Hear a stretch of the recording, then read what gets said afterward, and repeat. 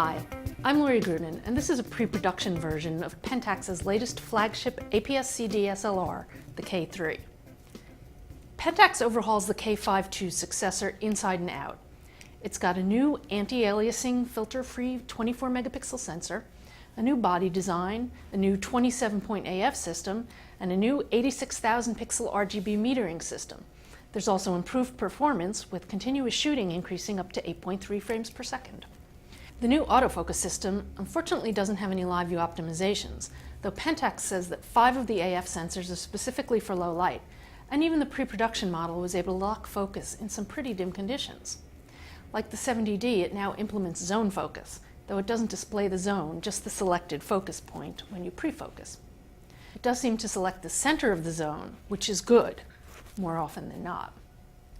Per Pentax, the new viewfinder has improved coatings, and while I didn't really see a perceptible difference, it's still a nice viewfinder. It's also the first camera to support USB 3.0. I'm not quite sure of the implications yet, as that depends upon implementation, but it does open the door for faster download speeds to the computer and improved bandwidth for tethered shooting. The camera also potentially delivers improved image stabilization, Pentax claims an extra stop, and better durability of the shutter for up to 200,000 cycles. Pentax brings its movie mode into parity with the rest of the world. Now it has 1080 30p and 720 60p options, along with a mic input and a headphone jack. The body design, while not completely overhauled, does have many significant changes over the K5 series. It's still sturdy with a weather-sealed magnesium alloy body and kind of heavy.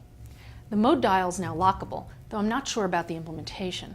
There's a lock switch that you use in conjunction with the more typical central button. It seems a bit overkill to me. While I like the interface, which is typical Pentax, the company does tend to think different.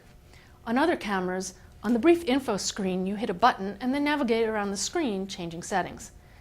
On a Pentax, you see all the important settings on the control screen, but have to hit different buttons to change each setting.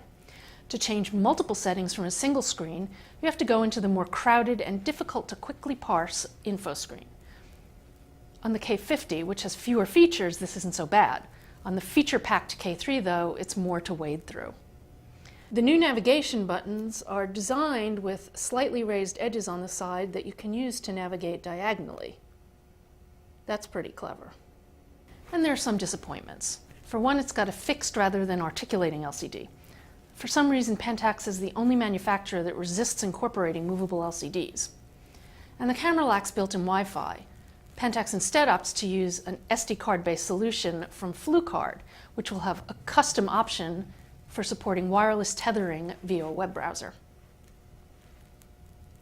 As for Pentaxians who don't need the latest and greatest, the K5 2 and 2S will remain in the line at a lower price. I'm Lori Grunin, and this is a pre-production version of the Pentax K3.